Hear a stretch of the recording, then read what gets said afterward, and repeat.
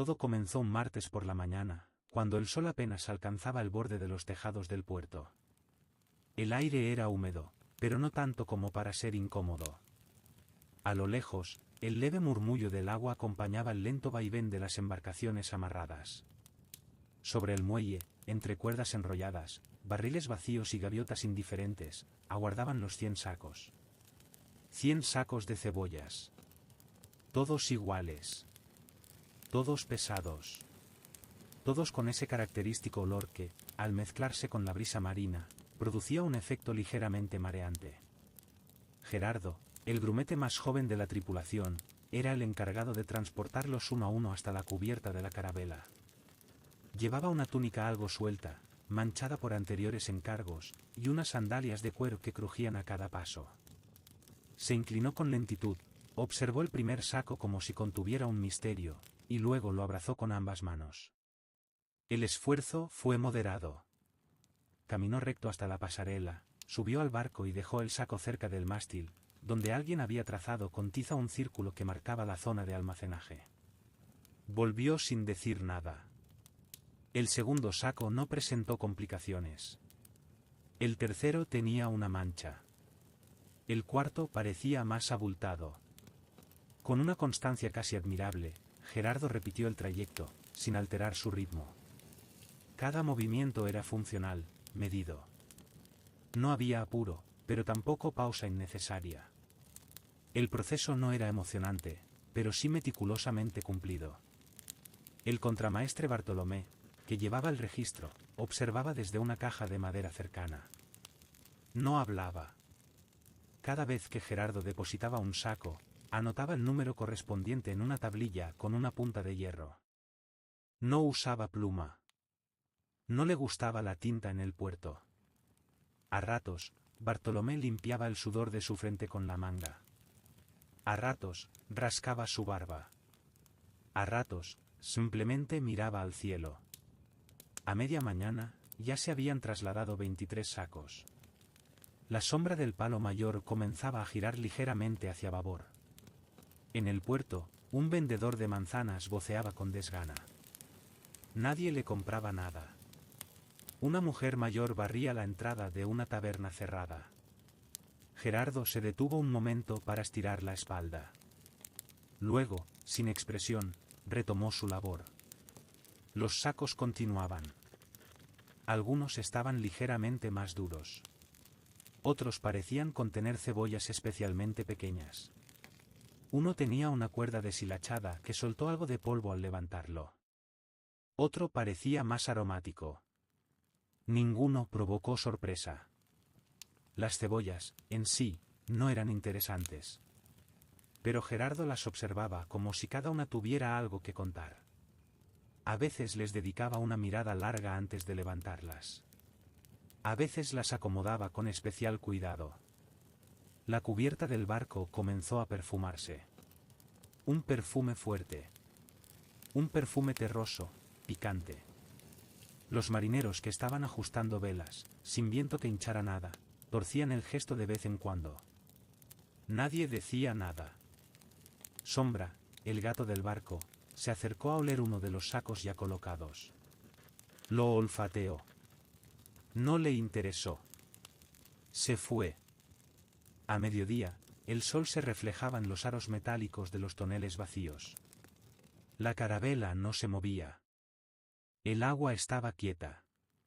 Gerardo seguía cargando. Ya había superado la mitad.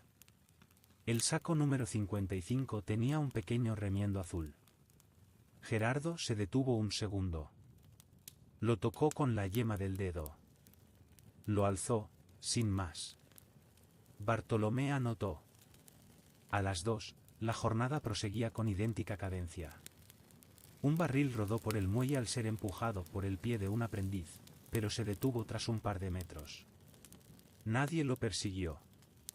El aprendiz se encogió de hombros. El ritmo no cambiaba. El barco seguía inmóvil. El viento no llegaba. A las 4 de la tarde, quedaban solo 7 sacos. Gerardo ya había dejado de mirar al cielo o a las aves. Cargaba. Subía. Colocaba. Bajaba. Cargaba. Subía. Colocaba. Bajaba. El penúltimo saco tenía cebollas particularmente redondas. El último, más planas. Gerardo lo levantó con calma. Cruzó la pasarela. Al llegar a cubierta, lo depositó con precisión milimétrica junto a los demás. Bartolomé anotó el número 100. Cerró su tablilla. No dijo nada. Gerardo se quedó un instante mirando los sacos. Todos alineados. Todos iguales. Todos listos para zarpar. El viento no soplaba. El mar no se movía. El barco no partía. La jornada había concluido. El barco estaba listo. Los sacos de cebollas, alineados con disciplina monacal, ocupaban el espacio destinado. Las cuerdas estaban tensadas, aunque no tiraban de nada. Las velas colgaban como sábanas húmedas, sin propósito alguno. La tripulación permanecía a bordo, pero sin tarea inmediata. Solo quedaba esperar. El viento, sin embargo, no llegaba. La veleta, clavada en lo alto del mástil principal, giraba apenas cuando alguna gaviota pasaba cerca. La punta de hierro oxidado señalaba primero al norte. Luego al noreste. Luego volvía al norte. En otras ocasiones, simplemente no se movía. Era como si la propia atmósfera hubiese olvidado cómo empujar un barco. El primer día de espera comenzó con cierto optimismo. El capitán Ignacio, hombre de pocas palabras y barba más abundante que su lista de instrucciones, se plantó en cubierta con una mano en la cintura y la otra en la frente, como quien busca un horizonte lleno de promesas. No vio nada nuevo. Solo agua inmóvil y cielo despejado. Hoy zarparemos, dijo, sin mucha convicción. Nadie respondió. Gerardo, aún con algo de polvo de cebolla en las mangas, se sentó junto a los barriles de agua potable. Bartolomé revisaba por cuarta vez su tablilla, como si pudiera encontrar algún error que justificara un retraso logístico. No había ninguno. Durante las primeras horas, los marineros fingieron actividad. Uno desenrolló una cuerda y la volvió a enrollar. Otro repasó con trapo húmedo el timón, aunque ya estaba limpio. Pedro, el aprendiz, afiló una navaja que no necesitaba ser afilada. A las 11, todos miraban la veleta. No se movía. A las 12, alguien comentó que quizá al atardecer. A las 2, dejaron de comentar. El calor no era insoportable, pero constante. Como el tedio. El sonido del agua contra el casco era leve, casi como un bostezo líquido. El cielo estaba tan azul que resultaba predecible. No había ni una nube que insinuara movimiento. El capitán, tras un rato en silencio, entró a su camarote. Nadie preguntó nada. Al atardecer, Gerardo contempló cómo el reflejo del sol comenzaba a inclinarse sobre el agua. Era una imagen casi bella, pero demasiado quieta para inspirar algo concreto. El mar no ofrecía resistencia. Tampoco ayuda. La noche llegó. No sopló ni una brisa. Las velas, ya algo tensas por el tiempo colgadas, colgaban más aún. La veleta no giró en toda la noche. No se oyó el crujir característico de la madera al cambiar de orientación con el viento. Nada. Solo los pasos ocasionales de un marinero de guardia. Y un par de toses. El segundo día comenzó sin sorpresas. Amaneció igual que terminó el anterior, inmóvil. Gerardo comió una torta de pan. Estaba dura. Bartolomé intentó medir la temperatura del aire con la palma de su mano.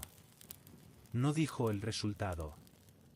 Pedro se asomó a cubierta con una esperanza nueva. Se desvaneció al instante. Pasaron las horas. La veleta seguía en su sitio. A media mañana, una pequeña nube apareció en el horizonte. Se detuvo allí. Luego desapareció sin más. Alfonso, el marinero cantor, propuso tocar el tambor de señales para pedir viento al cielo. Pero el tambor seguía mojado desde el día anterior. Nadie lo mencionó en voz alta. La tarde del segundo día fue aún más silenciosa. Un marinero se dedicó a tallar una cuchara de madera.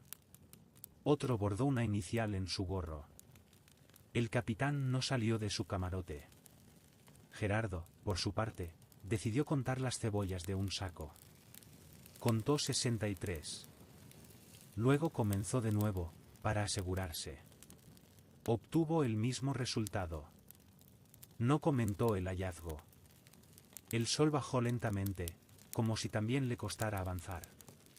Nadie habló durante el anochecer. La tercera mañana se presentó con una brisa leve, apenas perceptible. La veleta pareció moverse, medio grado. Alfonso lo anunció con entusiasmo moderado. Todos miraron. Esperaron. La veleta volvió a su posición anterior. El entusiasmo murió. A media mañana, un marinero intentó silbar para animar el ambiente. Su melodía se perdió en el aire quieto, sin eco. Otro le pidió que no continuara. A las 3 de la tarde, alguien estornudó. Fue lo más inesperado del día. Las cebollas comenzaban a sudar bajo el calor. Una mosca se interesó por ellas. Luego se marchó.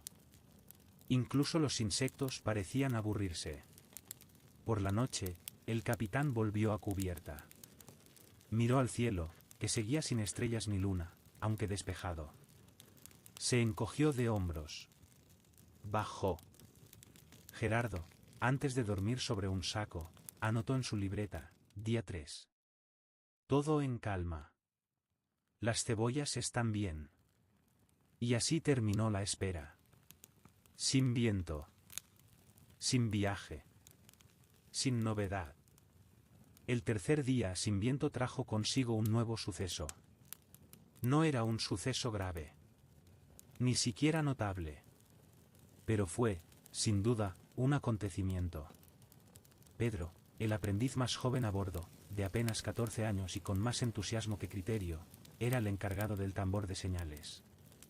Un tambor mediano, de piel de cordero tensada sobre un marco de madera. Se usaba para comunicar órdenes a otras embarcaciones en el mar, o a los marineros en cubierta cuando el viento rugía tanto que las voces no bastaban. Ese día, Pedro decidió limpiarlo. No estaba especialmente sucio. Pero Pedro creía firmemente en el mantenimiento preventivo. Así que, tras desayunar un mendrugo de pan ligeramente húmedo, bajó al almacén donde guardaban el tambor. Lo tomó con cuidado, lo llevó a la borda y se sentó con él en el suelo.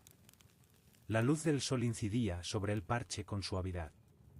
Pedro pasó un trapo seco. Luego otro. Después, creyendo que una limpieza más profunda sería mejor, humedeció un trozo de tela en un cubo de agua salada. Y allí comenzó el problema. Pasó la tela mojada sobre la piel del tambor. La humedad penetró lentamente. Pedro no lo notó de inmediato. Continuó frotando. Con esmero. Con método. Con dedicación. Cuando terminó, dejó el tambor al sol para que se secara. Luego se fue a comer una cebolla cruda, como hacían a veces los marineros aburridos. Pasaron 3 horas. Pedro regresó al tambor. Lo tocó con la yema de los dedos. Estaba húmedo. Algo blando. El sonido era opaco, apagado. Tocó con una baqueta. El golpe sonó como un bostezo. Tocó otra vez. Nada. Intentó aflojar la tensión de la piel. La apretó de nuevo. No mejoró. Alarmado, llevó el tambor al contramaestre Bartolomé. Está mojado, dijo Bartolomé, tras golpearlo una vez. Pedro asintió. No dijo nada. No sirve así, añadió Bartolomé. Volvió a dejarlo en manos de Pedro. El aprendiz pasó el resto de la tarde intentando secarlo. Usó trapos secos. Colocó el tambor sobre una caja bajo la luz directa del sol. Lo dejó solo unos minutos, luego lo cambió de sitio para evitar que se calentara en exceso. Mientras tanto, el resto de la tripulación observaba. No porque fuera interesante, sino porque no había nada más que observar. El viento seguía ausente. Las velas seguían inertes. Las cebollas seguían en su sitio. La veleta, inmóvil. Gerardo, que comenzaba a considerar escribir un diario, anotó en un trozo de madera: Pedro ha mojado el tambor. Día 4. Todo sigue igual. Pedro no se rendía. Buscó telas más gruesas. Intentó secarlo con la camisa de un marinero dormido.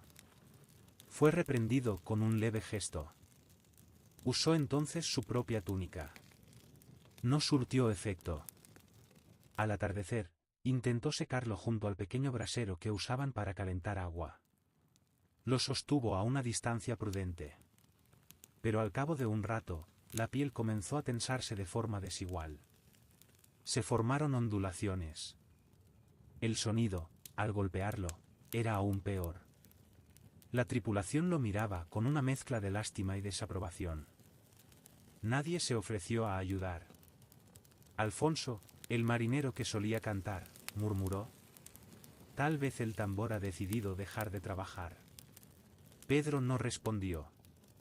Estaba demasiado concentrado envolviéndolo con un paño seco. La noche cayó. Pedro colocó el tambor sobre una hamaca vacía, como si necesitara descanso. Lo cubrió con una manta. Se sentó a su lado. Miró las estrellas, que por fin aparecían esa noche, y suspiró. Luego apoyó la cabeza en sus rodillas. Nadie lo llamó para cenar.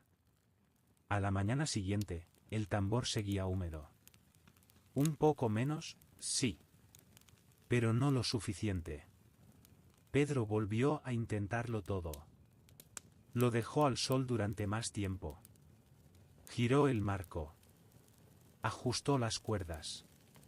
Golpeó una vez, luego dos. El sonido mejoraba levemente. Aún no era útil. Nadie lo dijo, pero todos lo pensaban. El capitán Ignacio fue informado. Tardó medio minuto en procesar la información. Luego dijo: bueno. Y se marchó. La jornada transcurrió sin cambios. Nadie necesitaba el tambor, ya que el barco seguía quieto. No había señales que emitir, ni otras embarcaciones a la vista, ni órdenes urgentes que anunciar. Aún así, el tambor era parte del orden. Y su mal estado creaba una incómoda sensación de desorden simbólico. Pedro dejó de intentar arreglarlo al anochecer del segundo día. Lo cubrió con un paño limpio. Lo colocó bajo una mesa, en una esquina de la bodega. Se sentó frente a él unos minutos. Luego subió a cubierta. El viento no había llegado. La veleta no se movía. Las cebollas comenzaban a brotar raíces. Y el tambor seguía mojado. El quinto día amaneció sin sobresaltos. La veleta continuaba inmóvil, como una escultura abandonada. La tripulación había dejado de mirar hacia el cielo con esperanza. Ahora simplemente lo observaban por costumbre, como quien observa una pared blanca mientras espera que algo ocurra sin demasiadas expectativas. En ese clima de silencio generalizado, Alfonso decidió cantar. Alfonso era uno de los marineros más veteranos a bordo. No por la edad, que rondaba los 40, sino por la cantidad de viajes que decía haber hecho. Había recorrido, según sus propias palabras, más costas que un mapa. Nadie le discutía. No porque le creyeran del todo, sino porque discutir requería energía. Esa mañana, después de desayunar un caldo aguado con 3 garbanzos y media hoja de laurel, Alfonso se subió a una caja vacía y carraspeó con discreción. Nadie lo miró. Nadie lo detuvo. Y comenzó a cantar. Su voz era grave, algo nasal, con un tono que oscilaba levemente entre la desgana y el ritual. No era afinado, pero tampoco desagradable. Era una voz funcional. Una voz que se podía oír durante mucho tiempo sin que molestara, pero tampoco sin que sorprendiera. La canción era larga. Muy larga. Era una balada marinera titulada El ancla que soñó con volar. Una historia contada en versos, sin demasiada rima, pero con una métrica razonablemente estable. Verso 1. El ancla en el fondo, pensaba en el cielo. Y el cielo miraba, sin darle consuelo. Verso 2. El barco dormía, la vela caía. El agua callaba, y el ancla sufría. La tripulación, al principio, no reaccionó. Algunos limpiaban herramientas. Otros revisaban una cuerda, aunque sabían que no había nada que revisar. Gerardo tallaba con su cuchillo la palabra cebolla en un pedazo de madera. Verso 5. El ancla atada, al hierro de siempre. Soñaba con nubes, con viento, con gente. A las 10, ya iban por el verso 14. Nadie había dicho una palabra. Alfonso mantenía el ritmo. Cantaba con los ojos entrecerrados, como si recitara para sí mismo. Pedro, el aprendiz, se había quedado dormido junto a un barril. Bartolomé se mantenía firme, aunque había comenzado a balancearse ligeramente, tal vez por el sopor. Verso 20. Las olas pasaban, sin pena ni gloria. Y el ancla pensaba, ¿tendré yo memoria? A las 11, Alfonso hizo una pausa para beber agua. Tosió. Miró al horizonte. Luego retomó. Verso 22. Una gaviota bajó a conversar. Le dijo al ancla, deja de llorar, punto. Gerardo levantó una ceja. Era el primer indicio de emoción visible en todo el día. Pero volvió a su madera sin más reacción. El sol avanzaba lentamente por el cielo despejado. Las velas seguían sin movimiento. El tambor de Pedro, aún húmedo, seguía bajo la mesa. La única vibración real era la voz de Alfonso, que no cedía. Verso 29. El ancla susurra al fondo del mar. ¿Será que nací para no avanzar?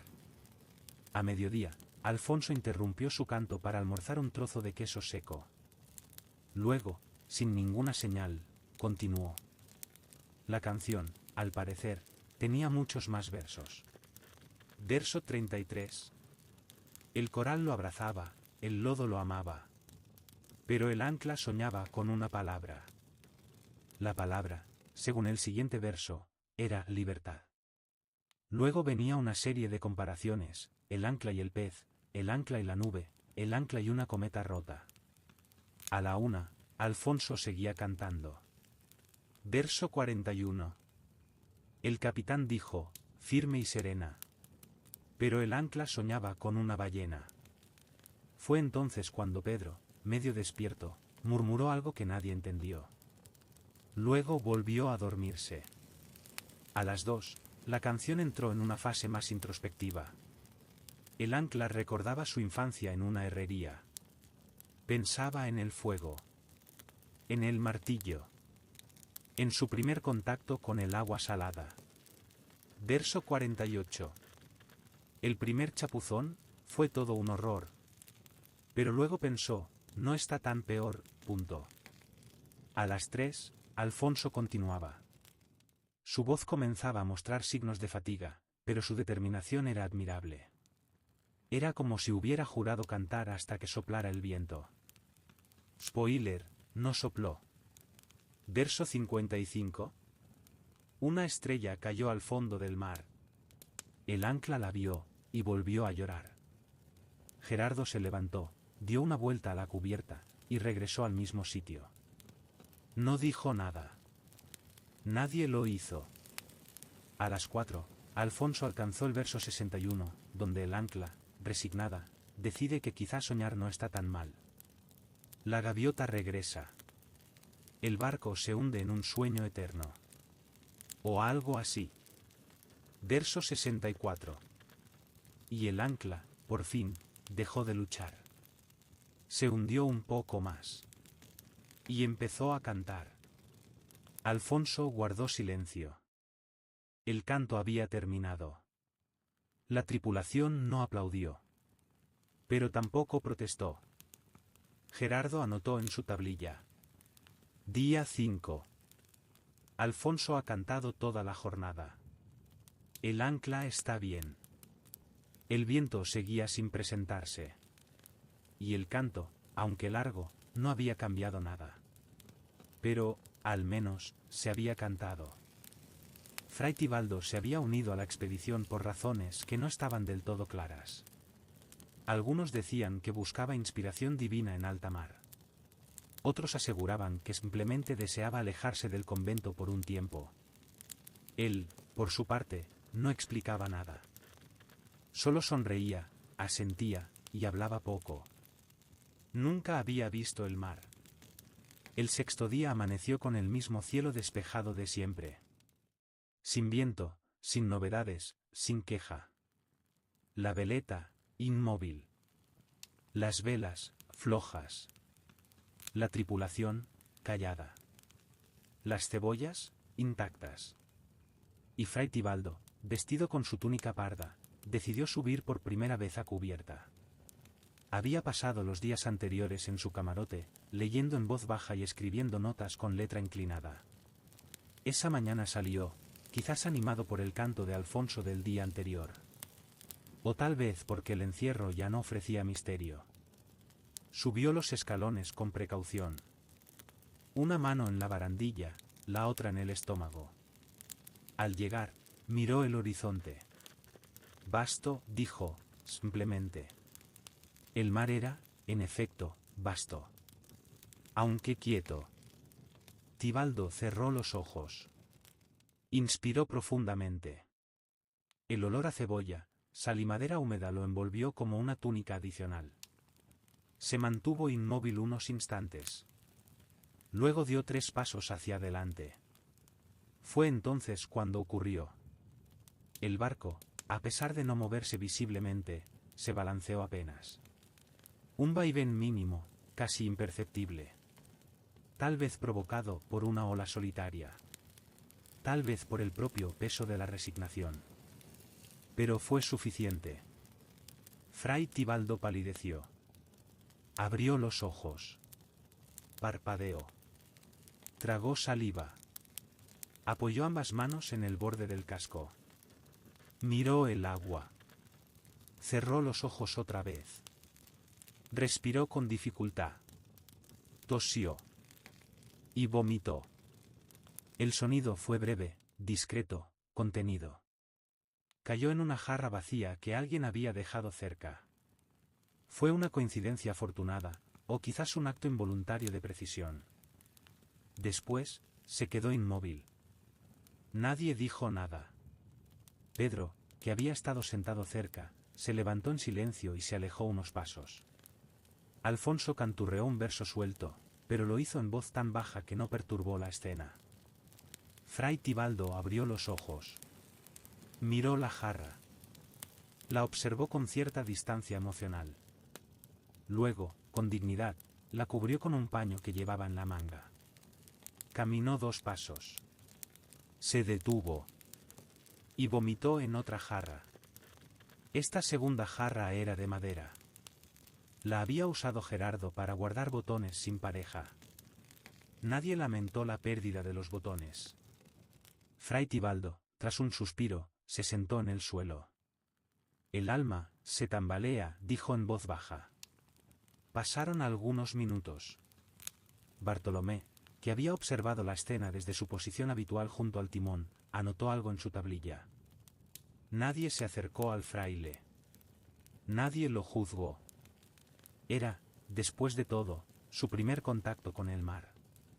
Tibaldo, desde el suelo, recitó en voz queda un fragmento de un salmo. Luego se quedó en silencio. Sus manos temblaban un poco, pero no demasiado. Cerró los ojos. Permaneció allí durante 1 hora completa. Gerardo pasó cerca, cargando una cuerda enrollada que no iba a usarse. Miró al fraile. Luego al horizonte. Luego siguió caminando. A media mañana, Fray Tibaldo se levantó con lentitud. Sostuvo una jarra en cada mano. Caminó hacia la borda. Vació el contenido al mar. Lo hizo con cuidado, sin prisa. Luego volvió a sentarse en el mismo lugar donde antes se había desplomado. Dios me prueba, murmuró. El mar seguía igual. El cielo seguía igual. Nada se movía. A mediodía, el fraile intentó comer un panecillo. Le dio un mordisco. Lo dejó a un lado. Se tumbó de costado, apoyando la cabeza en un saco de cebollas. Cerró los ojos. No volvió a abrirlos hasta la tarde. Durante esas horas, no se oyeron palabras. Solo el crujido ocasional de la madera. El leve zumbido de una mosca. Un estornudo. El viento no llegó. El barco no avanzó. Las jarras permanecieron vacías. Fray Tibaldo despertó poco antes del atardecer. Se sentó. Miró el mar. El mar no es para mí, dijo. Luego volvió a bajar a su camarote. No volvió a subir ese día. Gerardo anotó en su tablilla. Día 6. Tibaldo ha vomitado. 2 veces. El mar sigue igual. Y así concluyó el primer mareo de Fray Tibaldo. Sin más. El 7º día comenzó igual que los anteriores, con un cielo sin nubes, un mar sin olas y un barco que no se movía. La tripulación, ya resignada a la quietud como forma de existencia, había comenzado a fijarse en detalles menores. Detalles que, en condiciones normales, habrían pasado inadvertidos. Detalles como el sonido irregular de una cuerda rozando el palo mayor. O la sombra que un barril proyectaba sobre una astilla en la cubierta. O, en este caso, un remo. El asunto fue detectado por Jacinto, un marinero con poco gusto por el protagonismo pero mucha paciencia para observar. Fue él quien, por aburrimiento más que por deber, decidió revisar los remos de la barcaza auxiliar que colgaba del costado de la carabela. No porque se fueran a usar. No había prisa. No había dirección. Pero algo en su mente le pidió que lo hiciera. Se agachó. Inspeccionó. Tocó la madera. Notó que uno de los remos, el tercero desde la proa, tenía algo extraño. A simple vista, era igual a los demás, largo, de fresno seco, con marcas de uso y un leve barniz envejecido. Pero al moverlo dentro del agua, no empujaba. Jacinto lo sumergió. Lo alzó. Lo giró. Volvió a sumergirlo. Hizo una pequeña prueba, intentando remar en el aire. El ángulo no ayudaba. Repitió el gesto. Luego llamó a Bartolomé. Este remo no rema, dijo, sin emoción. Bartolomé se acercó, con su tablilla en la mano, como siempre. Observó el remo. Tocó el remo. Lo movió. Frunció el ceño, aunque no demasiado. Fue su único comentario. Se acercaron otros 2 marineros. Alfonso, el cantor, y Mateo, que normalmente no opinaba sobre objetos inanimados. Miraron. Tocaron. Uno intentó remar con el en seco. Otro sugirió que tal vez estaba al revés. Lo giraron. Lo intentaron de nuevo. Nada. No empujaba. Pedro fue llamado. Bajó de cubierta con su típica expresión de alarma general. Observó el remo. Lo sostuvo como si fuera una reliquia. Lo colocó en el agua. Lo movió de un lado al otro. Tampoco logró resultado. Se encogió de hombros. Gerardo bajó después. Llegó con paso calmo. Tocó el remo. Lo examinó en silencio.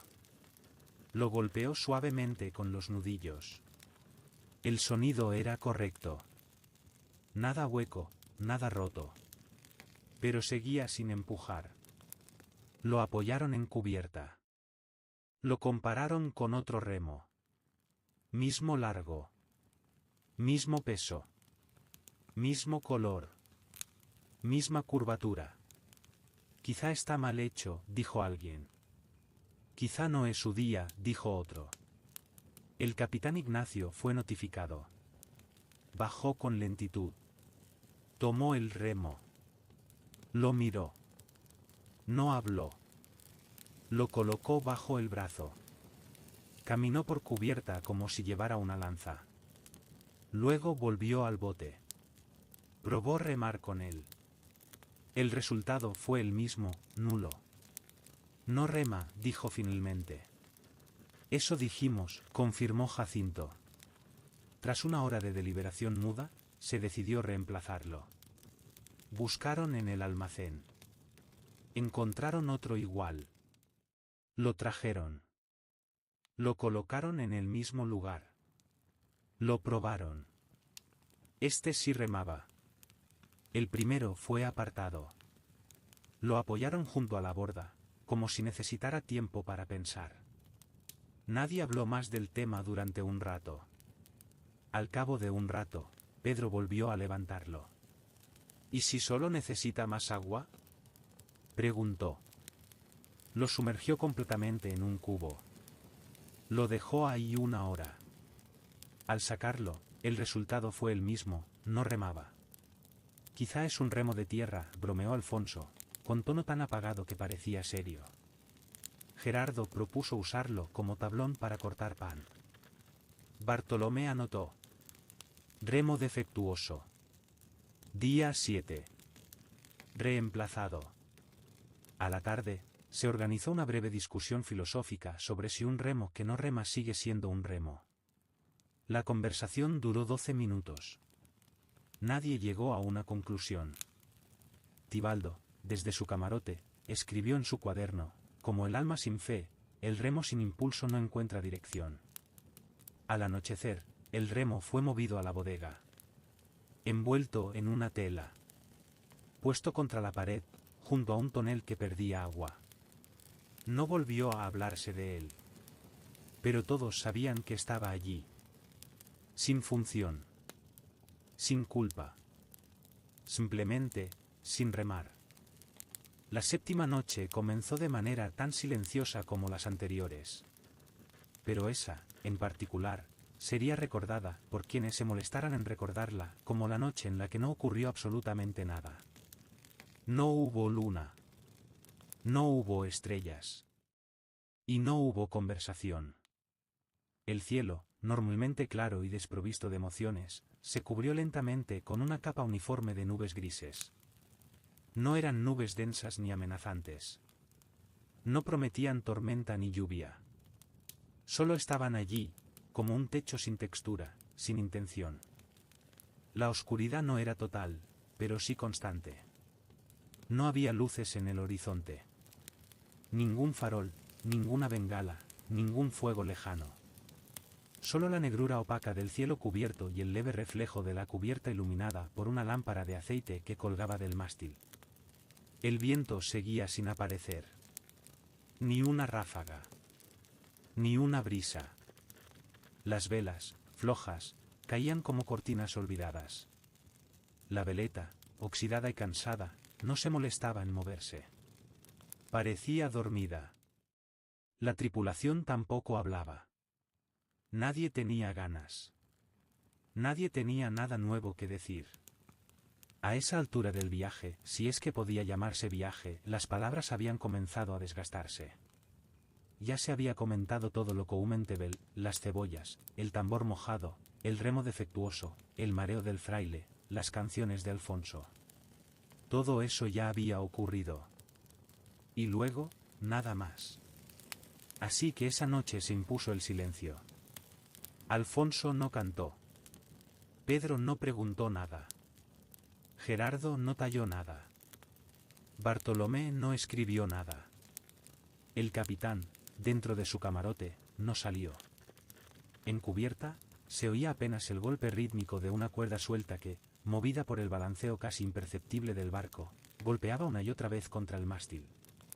Era un sonido apagado, constante. Una cuerda gruesa, de cáñamo húmedo, golpeando madera seca. Golpeando. Golpeando. Golpeando. To. To. To. Cada golpe era casi idéntico al anterior. No más fuerte. No más suave. Sin matices. Un metrónomo sin propósito. Pedro intentó dormir, acurrucado entre dos sacos de cebollas. Cerraba los ojos, pero el sonido de la cuerda lo mantenía justo al borde del sueño. No molestaba, pero tampoco ayudaba. Era un sonido que no se podía ignorar, ni tampoco justificar.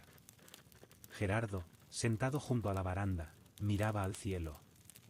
No veía nada. Ninguna estrella. Ningún indicio de profundidad. Solo la capa opaca que lo cubría todo. Se preguntaba si estaba nublado, o si simplemente no había nada más allá. Bartolomé permanecía de pie. No porque tuviera que vigilar. Simplemente estaba acostumbrado. Apoyado en su tablilla de madera, miraba hacia la oscuridad como quien espera una señal que nunca llega. Fray Tibaldo, en su camarote, también estaba despierto. Escuchaba el sonido de la cuerda desde abajo. Lo anotó en su diario.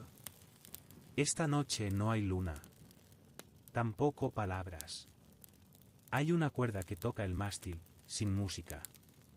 Dios, quizás, duerme. La jarra que usó para vomitar seguía vacía, pero limpia.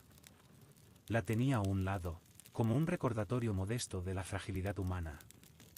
En la bodega, el remo que no remaba seguía apoyado en su rincón. Nadie lo había movido. Nadie le había hablado. A su lado, una rata dormía. El gato del barco, que llevaba 2 días sin cazar, no la perseguía. La observaba desde lo alto de un barril. Los dos parecían haber hecho una tregua implícita. A las 3 de la madrugada, el sonido de la cuerda seguía. To. To. To. Un marinero de guardia estiró las piernas. Se rascó la cabeza. Miró al cielo. Bajó la mirada. Se rascó otra vez. Luego volvió a quedarse quieto. Un tonel crujió por la presión del aire interior. El crujido fue suave, casi imperceptible. Nadie lo comentó. El gato se tumbó sobre un mapa náutico. Nadie lo movió. A las 4:30, un pequeño soplido de aire cruzó la cubierta. No fue viento. Solo un suspiro del mar. No movió las velas. No agitó la cuerda. No provocó reacción. A las 5, la cuerda seguía golpeando. To. To. To. Alfonso se giró boca abajo. Pedro murmuró algo en sueños. Gerardo seguía despierto. Bartolomé ya no. Y el cielo, inmóvil, sin estrellas, continuaba pesando sobre todos como una manta mojada. Cuando comenzó a clarear muy lentamente, como si el amanecer dudara de sí mismo, la cuerda seguía golpeando el mástil. To. To. To. Nadie había dicho una palabra en toda la noche. Y eso, en el fondo, había sido lo más significativo del día. Sombra, el gato del barco, había sido hasta entonces un miembro discreto pero eficiente de la tripulación. Nadie sabía exactamente cuándo se había subido a bordo, pero allí estaba desde el primer día, rondando las esquinas, saltando entre toneles, y sobre todo, cumpliendo con su única y tácita función, cazar ratas. No había muchas ratas, pero sí las suficientes como para justificar su presencia. Una por noche, a veces 2. Silencioso, metódico, limpio. Sombra no hacía ruido al caminar. No maullaba innecesariamente. No exigía atención. Solo cazaba, comía, dormía, y repetía. Hasta que un día, dejó de hacerlo. El 8º día de viaje, aunque nadie lo llamaba ya viaje, comenzó igual que todos, sin viento, sin rumbo, sin novedad. El cielo, ligeramente encapotado. Las velas, inmóviles. El agua, tranquila. La veleta, absolutamente indiferente. Ese día, Sombra no se movió de su sitio habitual sobre la mesa de navegación. Una mesa de roble, ubicada justo bajo una claraboya, cubierta de mapas, pergaminos y brújulas inútiles en un barco que no avanzaba. Sombra se tumbó allí por la mañana. Y allí se quedó. A la hora del desayuno, Pedro fue a revisar los mapas por orden de Bartolomé. Sombra no se movió. Pedro lo miró. El gato lo miró de vuelta. Pedro se detuvo. Luego se dio la vuelta. Regresó con las manos vacías. «Está el gato», dijo. «¿Y qué?», preguntó Bartolomé. «Está sobre los mapas». «¿Y?». Pedro no supo qué más decir. Se encogió de hombros. Pasaron las horas. Sombra seguía allí. No dormía profundamente. Pero tampoco estaba alerta. Respiraba con lentitud. Movía la cola de vez en cuando. Miraba por la claraboya. No cazaba. Una rata cruzó el pasillo junto a la cocina. Lo hizo con cautela, pero sin esconderse demasiado. Sombra no reaccionó. A media mañana, Alfonso lo intentó. «Gatito», dijo con voz casi maternal, «¿podrías?». Sombra lo miró. Luego cerró los ojos. Alfonso decidió no insistir. Gerardo se acercó con un poco de pescado seco. Lo colocó cerca del gato, como soborno. Sombra lo olfateó, lo lamió una vez, y luego volvió a apoyar la cabeza sobre un compás náutico. A mediodía, Bartolomé fue informado oficialmente de la situación. «No se mueve», dijo Pedro. «¿Respira?». «Sí». «Mucho». «Come». «Un poco». «Pero no caza». Bartolomé fue a ver por sí mismo. Encontró al gato exactamente como le habían descrito, estirado sobre los mapas, mirando la luz filtrada por el cristal. No hizo intento de levantarse al notar su presencia. Bartolomé carraspeó. Movió la tablilla. Nada. Se retiró sin más. A la tarde, un par de ratas cruzaron la bodega. Una incluso mordisqueó un saco de cebollas. La tripulación se limitó a observar. Nadie se atrevía a reprender al gato. Era una figura antigua, misteriosa. Un símbolo. Una presencia. El capitán fue informado. No respondió. El fraile, desde su rincón, lo interpretó como un mensaje divino. «Incluso los más diligentes se agotan», murmuró. Alfonso compuso un verso sobre ello, pero no lo cantó. El resto del día transcurrió sin incidentes. Sombra permaneció sobre la mesa. Se cambió de posición una sola vez, justo antes del anochecer. Apoyó la cabeza sobre una carta náutica que mostraba una isla inexistente. Nadie se atrevió a moverlo. La lámpara de aceite fue encendida cerca de él. Sombra parpadeó una vez. Luego se quedó quieto. Pedro propuso construirle una pequeña camita. Nadie respondió. Al anochecer, la rata que había mordido el saco regresó. Tomó un trozo pequeño de cebolla y se marchó. Sombra la observó, sin moverse. Durante la noche, el gato no abandonó su puesto. Los mapas se arrugaron bajo su peso. Una brújula se movió ligeramente al chocar contra su cola. Nadie los corrigió. Por la mañana, seguía allí. El viento no había llegado. Las ratas eran más valientes. Las cebollas comenzaban a tener mordiscos. Y Sombra, el gato del barco, había decidido rebelarse. No con uñas. No con maullidos. Solo con presencia. pasiva, silenciosa e inamovible. Era ya el 9º día de un viaje que no había avanzado más allá del puerto.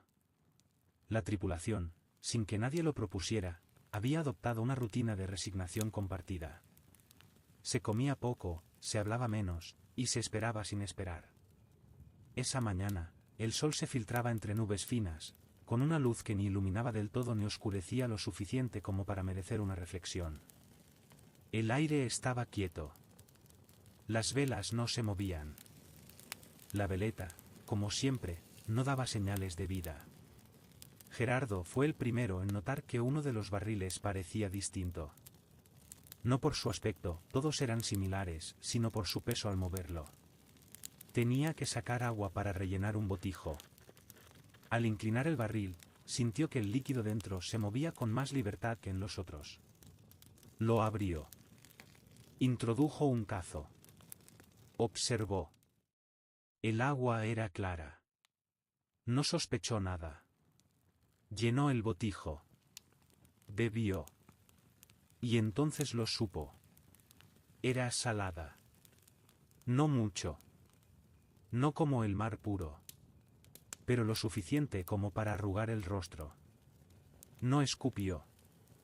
Tampoco gritó.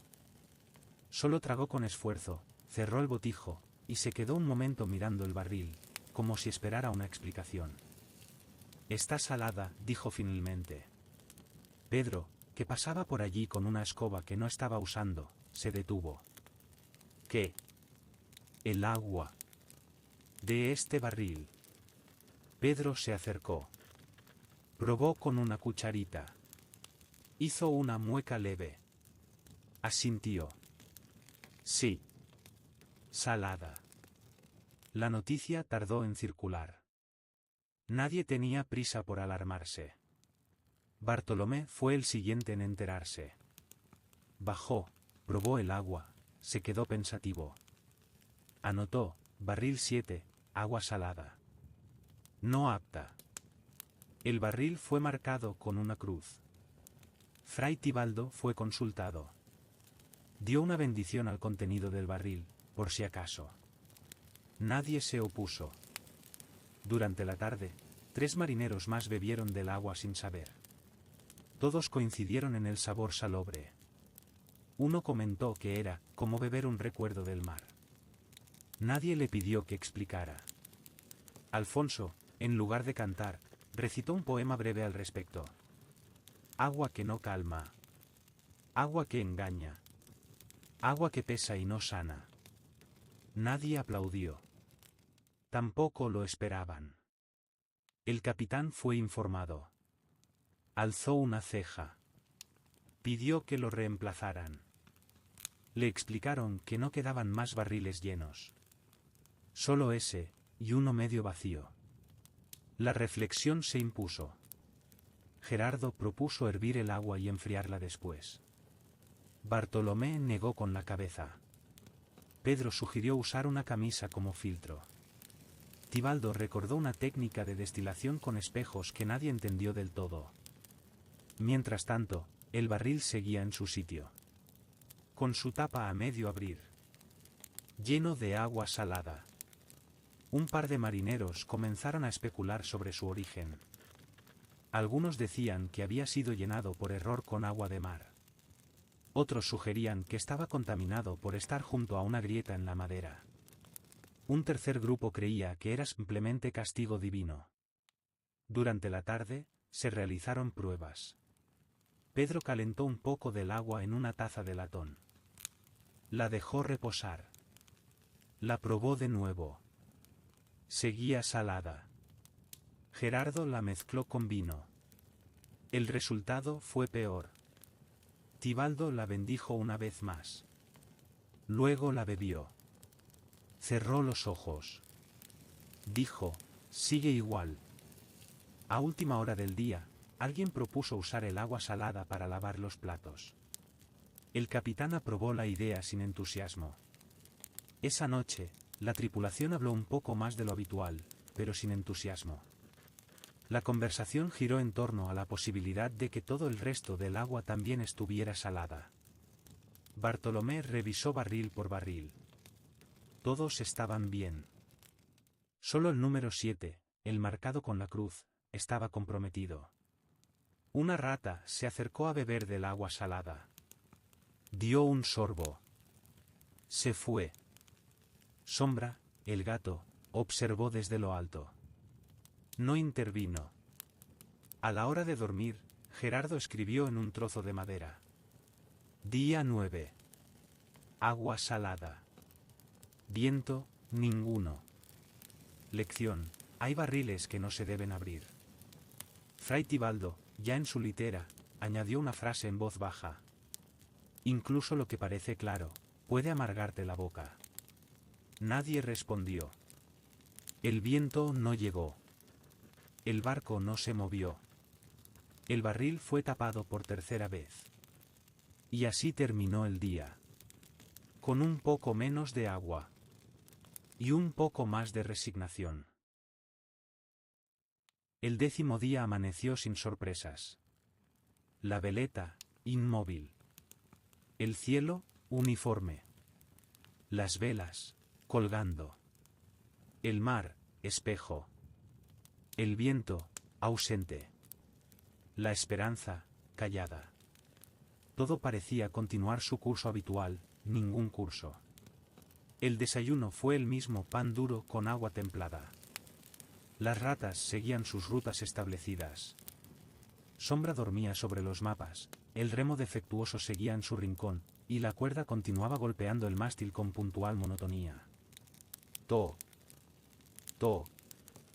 To. Pero entonces ocurrió algo. No algo emocionante. Tampoco importante. Simplemente, curioso. Fue Pedro quien lo vio primero. Estaba de pie, junto a la baranda, pelando una cebolla con más concentración que sentido. Miró al horizonte por costumbre.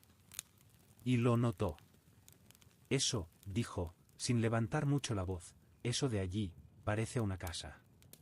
Gerardo se acercó. Entrecerró los ojos. Sí, una casa. Bartolomé, avisado por señas, subió a cubierta. Observó. Y una torre. Allí, al fondo. De ladrillo. Pedro tragó saliva. Eso no es. Gerardo terminó la frase. El puerto. Silencio. Alfonso dejó de canturrear. Tibaldo subió desde abajo. Incluso Sombra se estiró un poco, sin levantarse. Bartolomé bajó al camarote del capitán. Capitán, dijo, sin emoción. El puerto. ¿Qué puerto? Este. El nuestro. El de donde salimos. Sigue ahí.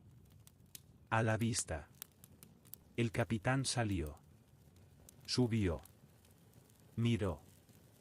Frunció el ceño. Volvió a mirar. Es verdad. No había duda. Allí estaban las torres, los almacenes, las barcas de pesca, el campanario. A apenas medio kilómetro. Todo el tiempo había estado allí. Justo detrás de una curva del muelle que nadie se había molestado en revisar. No se habían alejado. No habían partido. Habían estado, durante 10 días, flotando a escasa distancia de su punto de origen. El viento nunca llegó. El mar nunca los arrastró. Ellos nunca comprobaron si se movían. Simplemente asumieron que lo habían hecho. Y no lo habían hecho. Estamos, dijo Gerardo, con voz plana, ¿dónde empezamos? Nadie respondió. El capitán, sin quitar la vista del puerto, se acomodó el cinturón. Entonces, volvamos. No hubo órdenes dramáticas. No se giraron timones con fuerza. No se izaron velas. Se utilizó el bote auxiliar. 5 marineros remaron con calma, esta vez con remos que sí remaban, y arrastraron lentamente la carabela hasta el muelle. El puerto estaba silencioso. como si supiera que no debía recibirlos con entusiasmo. Un anciano pescador los observó llegar. Saludó con la mano. Nadie le devolvió el saludo. Amarraron con lentitud. Bajaron los sacos de cebollas uno a uno. Gerardo dirigió la operación sin palabras. Pedro se encargó del tambor mojado. Bartolomé guardó su tablilla sin anotar nada nuevo. Tibaldo, al tocar tierra, murmuró una oración. Gracias por este viaje, o esta pausa. Sombra bajó el último. Lo hizo sin prisa. Cruzó el muelle, se tumbó bajo una barca, y se quedó dormido. El capitán habló solo una vez, ya de pie en el muelle, mirando la carabela vacía. Quizá no era tiempo de zarpar. Nadie lo discutió. Cada uno se fue por su lado. Sin comentarios. Sin despedidas. Sin conclusiones. La carabela quedó amarrada, como siempre. Como nunca se había ido. Y durante semanas, nadie volvió a hablar del asunto. Gerardo volvió al taller de su hermano. Pedro se dedicó a arreglar jarras. Bartolomé ayudó en el mercado. Alfonso cantó en la taberna una versión resumida de su balada del ancla. Nadie pidió la versión larga. Tibaldo regresó al convento. Según se dice, no volvió a mencionar el mar. Solo las cebollas. El barril con agua salada fue vaciado sobre las piedras. La madera se aprovechó para un banco.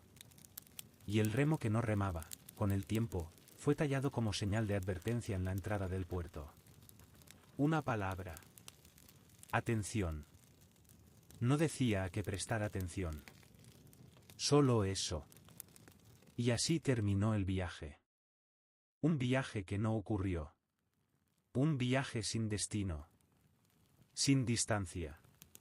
Sin movimiento. Pero, en cierto modo, completo.